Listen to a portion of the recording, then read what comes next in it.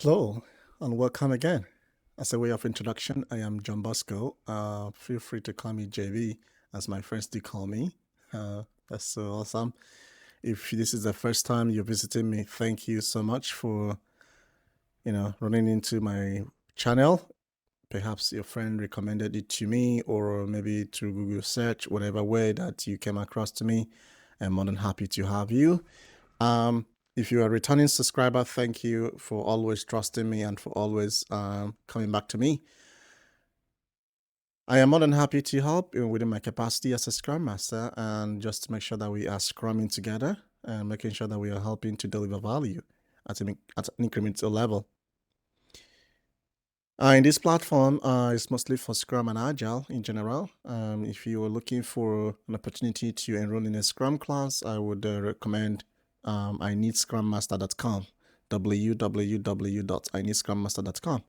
That will be able to help you get in touch, reach out, and you get the help you need.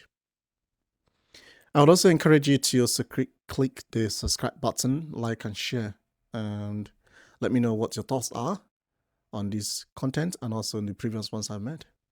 For today, we're going to look at things from another perspective. I'm not going to pull up my board as I used to do. Today, we are going to take a look, just have a conversation about Scrum in practice.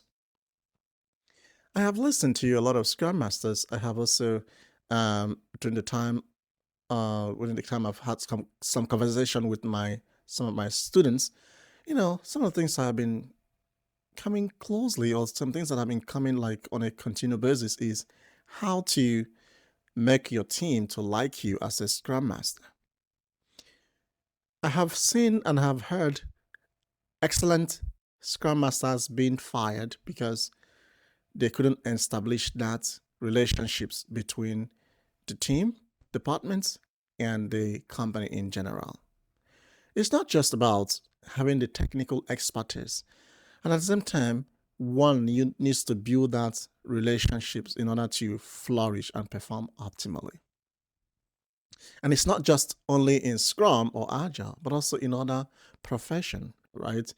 I have seen employees, excellent employees, fall out of place because they couldn't establish that koinonia between people that surround them in terms of teammates. However, today I got the jigsaw put together. I got the puzzle solved. Are you ready to hear what those secrets are? If you are a Scrum Master, a practicing Scrum Master, or an aspiring Scrum Master, it is not about the technical skills you got. It's about also a combination of these technical skills and at the same time the soft skills. In fact, in my opinion, what makes an excellent Scrum Master is the soft skill one has, right? One needs to explore, one needs to tap into the soft skills required for a Scrum Master in order to be an excellent Scrum Master. So, in other words, the purpose of today is to be able to draw your attention to some of the technical skills you need to flourish as a Scrum Master. The title of today is How to Make Your Team Like You, Love You, Appreciate You as a Scrum Master. Right? You might see this from the perspective of a product owner. You could also employ this in terms of product ownership or in terms of as a developer or in any profession you are working as in a company. But basically or specifically for Scrum Masters. One of the soft skills you could employ in order to perform optimally is acts of listening. You need to know how to listen to your team members. Your team members need to trust you that you are always paying attention when they are talking to you. Listening. Listening is a real skill. Most of the times, people tend to interject when someone is talking to them. I have learned to listen. I do believe that the reason in part why we have two ears and one mouth is that we should listen more and speak less. One of the secrets that has helped me over the years as a Scrum Master is the ability to listen, attentive listening, right? I listen attentively and I listen to every detail of the conversation. When your team members feel like you are listening to them, you are paying attention to what they tell you, they will begin to trust you. They'll begin to like and appreciate and obey everything you tell them to do. Listening, right? You could also apply this even working in a family environment, right? How do you feel like if you are a parent or if you talking to your parents or you're someone and then the person is distracted, either someone is on the phone or the person is distracted by whatever it is. Listening, attentive listening is a skill that I would recommend every Scrum Master to have. Attentive listening. One of the ways you could always let the person know you are listening is by asking questions just to make sure that you are capturing what the person is saying. That's number one. Number two, you need to respect people's opinion.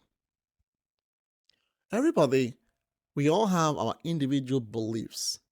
We all have our individual perspectives. We understand things from different angles. I have come to appreciate that people think differently. People view things from different angles. There is no one size fits all of doing Scrum. There is no one size, there's no particular way of looking at things. There are different ways of understanding or grasping ideas. In my experience as a Scrum Master, you have people who have a lot of experience on the project, people who have been with the team for 10 years, 5 years, 15 years, 30 years, right? And there are people who are pretty new to the team or people who just got out from college. Whether old or new, young or old, you need to respect people's opinion. If someone tells you, please call me this, try as much as you can to call and address that person by that way. If someone tells you, please don't address me in this way, try as much as you can to also apply that technique. Third thing is, when people request for honest feedback, try to respond in such a manner. One of the ways we grow and develop is through continuous improvements, and in such a way, feedback is necessary. What I've come to appreciate in my experience as a Scrum Master is there are times when your developers, there are times when some of your team members, even when your supervisor would reach out to you and say, hey, I've been working with you for a number of times now, for a couple of years or months. And I would love to know how has our relationships either improved or decreased, or how could I become much more better moving forward? We need to also provide honest feedback when required. Well, if you ask me, I don't say, or I don't speak, or I don't offer my opinion unless it is required. Why is that so? Because you need to understand your boundary.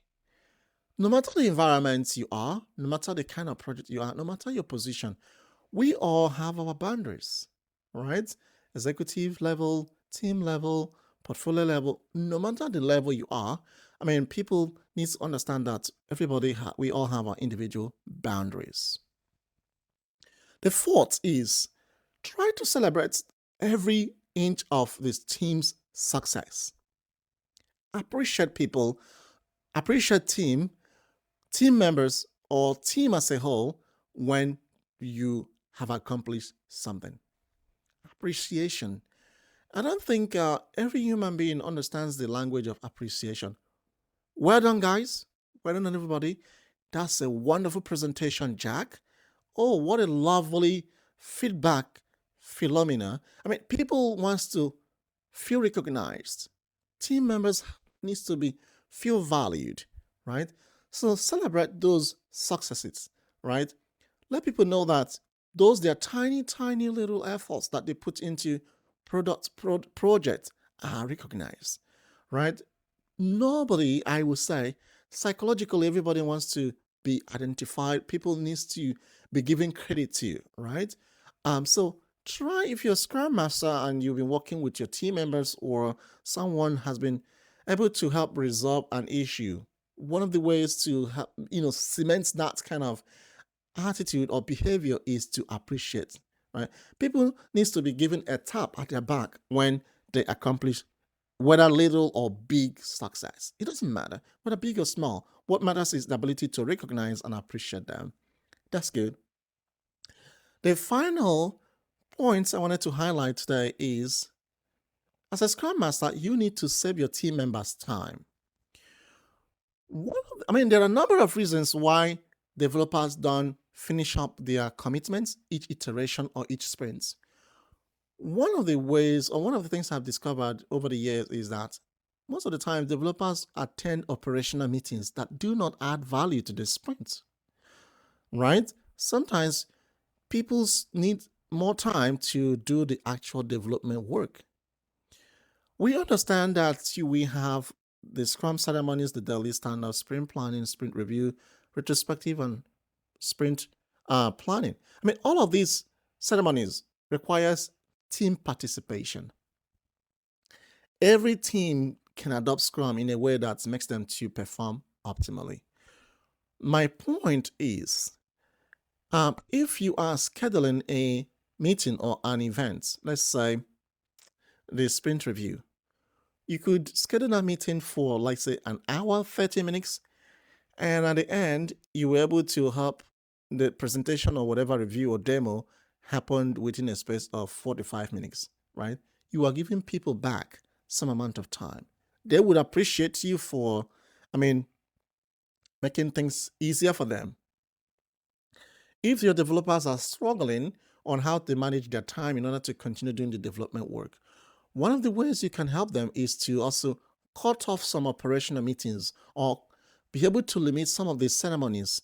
Some team members have been able to do their daily stand-up every other day, or every 2 days as you wish, or every 3 days. What are you doing? Even though the Scrum guy suggests having that meeting every day, and at the same time, you want to help to deliver value.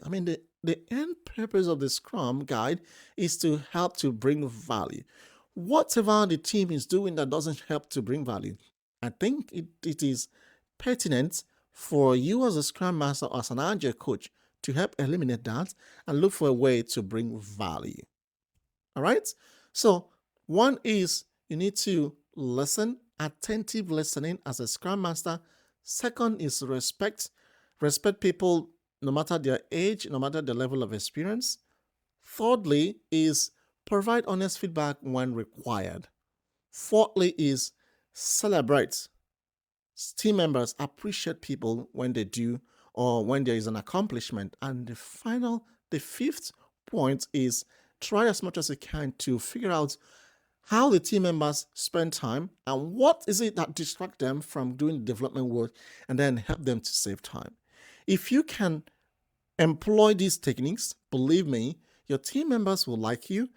They would even recommend you when the opportunity arises, or if there is any kind of promotion or any kind of bonus or any kind of, it helps you to build team relationships, right? And these are the things that you should be able to develop over the years. It's not just having the technical background as a Scrum Master, which is very excellent, I would say, but at the same time, you need to also develop the soft skill, right? I have been in an environment where, my soft skill has been so highlighted than my technical background. So I realized that one of the ways to become successful as a Scrum Master over the years is to be able to bring out that soft skill part. People needs to, you need to show people that you feel so sympathetic or empathic about whatever story they tell you. Perhaps someone might be going through a lot of hard times or a family issue. How are you providing support as a Scrum Master for your team members or to your team members, right? So people need to show how much you are involved in whatever they're doing, not to let them know how they can trust you moving forward. Okay, that's where we're going to start for today. Very simple, straightforward. I hope you find this very fulfilling. If you have other ideas or thoughts, click that subscribe button. Comment in the comment section and let me hear your thoughts are. If you have any question for me, you could also put that in the comment section, or you can email me via my email address at info@needscrummaster.com, and I will be able to get back to you as soon as I can. One thing you can do is to refer your friends, share this link, subscribe, and tell your friends about I Need Scrum Master YouTube channel. If someone you know is interested in enrolling for a Scrum course, I Need Scrum Master will be able to help. 6 weeks course that can be able to take the person from 0 level to that advanced level in terms of Scrum. That's where we're going to stop for today. I am looking forward to hear your feedback and your thoughts and what you think about today. And in the meantime, I hope that you'll find this very fulfilling. For those who are already practicing as a Scrum Master, I hope that we continue to Scrum together. For those aspiring to become Scrum Masters, I hope that you can be able to maximize the moment. In the meantime, enjoy, and I will see you next time. Bye for now.